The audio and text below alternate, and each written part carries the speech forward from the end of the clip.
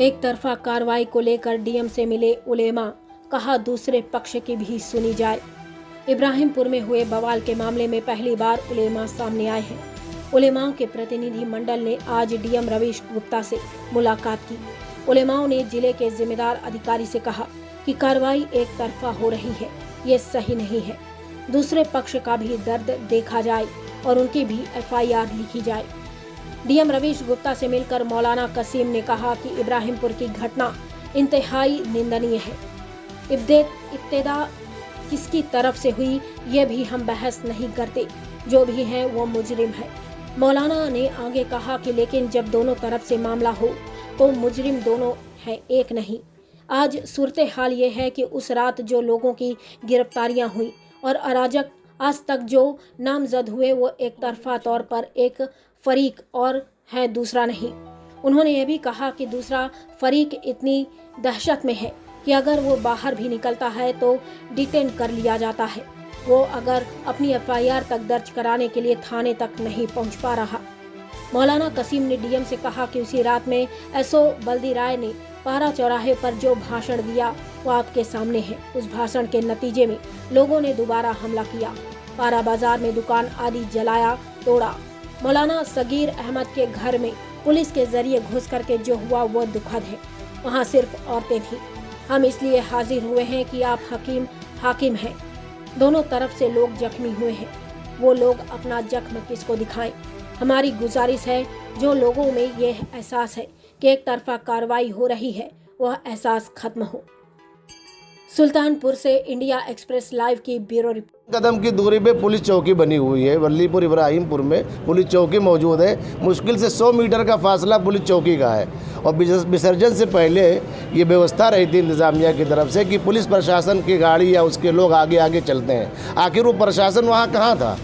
प्रशासन क्यों नहीं था विसर्जन कराने के लिए? वो गाड़ियाँ या उस बाज़ार से क्यों नहीं पार करा रहा था?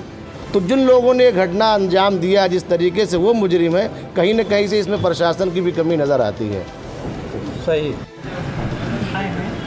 ये 2 दिन पहले जो इब्राहिमपुर के अंदर हादसा हुआ है, हम लोग उस सिलसिले में आए हैं। अभी हम जमीयतुल उलमा के ज़िला सदर हैं और जब ये बात हम लोगों को मालूम हुई तो तशवीश हुई कि भाई एक तरफा कार्रवाई हो रही है। कम से कम ऐसा हो कि दोनों फरीक अगर मुजरिम हैं, हम ये नहीं कहते हैं कि मुजरिम को बख्शा जाए, लेकिन दोनों तरफ के जो मुजरिम हैं उनकी गिरफ्तारियाँ होना चाहिए। अभी तक जो गिरफ्तारी हुई है वो सिर्फ एक फ़िरक़े की तरफ से गिरफ्तारी हुई है और गिरफ्तारियाँ एक तरफ से हुई है। एफआईआर सिर्फ एक तरफ से हुई है, दूसरे तरफ की एफआईआर नहीं होने पा रही है, इसलिए कि वो लोग खौफ से अपने घरों को छोड़ के जा चुके हैं। वो थाने भी नहीं पहुंच पा रहे हैं कि थाने जाएं, जा कर के अपनी एफआईआर को दर्ज कराएं।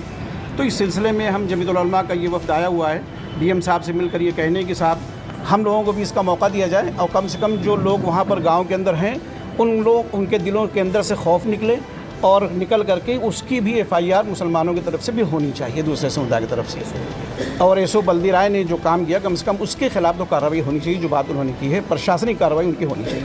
डीएम साहब ने इसकी कहा कि साहब आपको आश्वासन दिया है, पूरा यकीन दिलाया है कि किसी के साथ नाइंसाफ़ी नहीं होगी। हम पूरी कोशिश करेंगे कि इस काम को हम आप लोगों को दें। जो भी है, आप लोग जिलाधिकारी कार्यालय हैं इब्राहिमपुर वल्लीपुर में मूर्ति विसर्जन के दिन अजान के वक्त डीजे बज रहा था। विसर्जन होने के जा रहा था और मूर्तियां जा रही थीं, लेकिन मस्जिद के पास रोक करके 1 घंटा बज रहा था। तो उस पर लोगों ने कहा कि भाई यहाँ से आगे कर लो और हम लोग नमाज़ पढ़ लें। नमाज़ पढ़ने के लेकिन कोई माना नहीं। उसी वक्त बात शुरू हो गई और आपस में तू-तू मैं हुई, फिर पथराव शुरू हो गया और मामला बढ़ गया। मामला शुरुआत किसी भी तरफ से होती है, लेकिन जब होता है तो दोनों तरफ से होता है। उसके बाद मस्जिद की चटाइयाँ जलाई गई, मस्जिद की टोटियाँ तोड़ी गईं, मदरसे में नुकसान पहुँचाया गया और फिर प्रशासन गया। हम उसकी भर्त्सना करते हैं, प्रशासन ने काम किया और प्रशासन के जाने के बाद बहुत ही मामला पुरसुकून हुआ, सब कुछ हुआ। लेकिन अब जो कार्रवाई हो रही है उसमें 51 लोग जो हैं वो सारे के सारे मुस्लिम हैं। अज्ञात में भी लोगों को लेकर के अरेस्ट किया जा रहा है।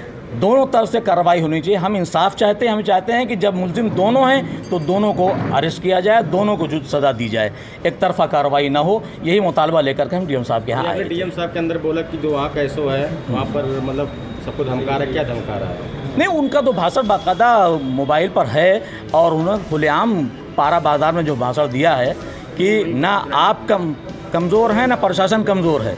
हम मिट्टी में मिला देंगे और बुलडोज़र चलवा देंगे, ये जुमले हैं उनके। तो ये जुमला प्रशासनिक अधिकारी का नहीं होना चाहिए। इस तरह से अगर इंतज़ामिया के अफराद जो सुरक्षा की जिम्मेदारी जिनको दी गई है वो इस तरह से बात करेंगे तो सुरक्षा कहाँ रहेगी। उसला किया, पारा बाज़ार में भी दुकानें तोड़ी गई, ट्रैक्टर जलाया गया, तोड़ा गया, थ्रेसर फेंका गया, ये सब हुआ। कारीभीत में उसके बाद हमला हुआ, ये सारी चीज़ें। आज रात में भी हमला हुआ। मौलाना सगीर अहमद साहब हैं, उनके घर 2 बजे रात को हमला किया गया और उनको लूटा पाटा गया। ये सारी चीज़ें हो रही हैं। तो आखिर ये बंद होना चाहिए कि कैसे होगा। इस तरह से ज़िले को दाग लग रहा है। कभी ज़िले में हमारे ऐसा नहीं हुआ था, हमको इस बात का एहसास है। कहा जाता हमारे के हिंदू मुस्लिम में एकता है। बिल्कुल एकता है, बिल्कुल एकता है। लेकिन अब ये एकता या चंद लोगों ने बिगाड़ कर रख दिया, इस तरीके से हो गया। वरना यही हमने तो ये कहा कि भाई ठीक है, डीजे की बात थी। हम यहाँ 48 घंटे तक चौक में झेलते हैं और नमाज हाल में पढ़ते हैं, तुम लोग ये पढ़ लेते। लेकिन हर जगह हम तो नहीं हैं, हर जगह ये तो नहीं है। कोई भी है, किसी के दिमाग में आ सकता है कि भाई क्यों हो रहा है ऐसा। तो दूसरों की भावनाओं का भी ख्याल रखना चाहिए, दूसरों के मजहबी त्योहारों का भी ख्याल रखना चाहिए।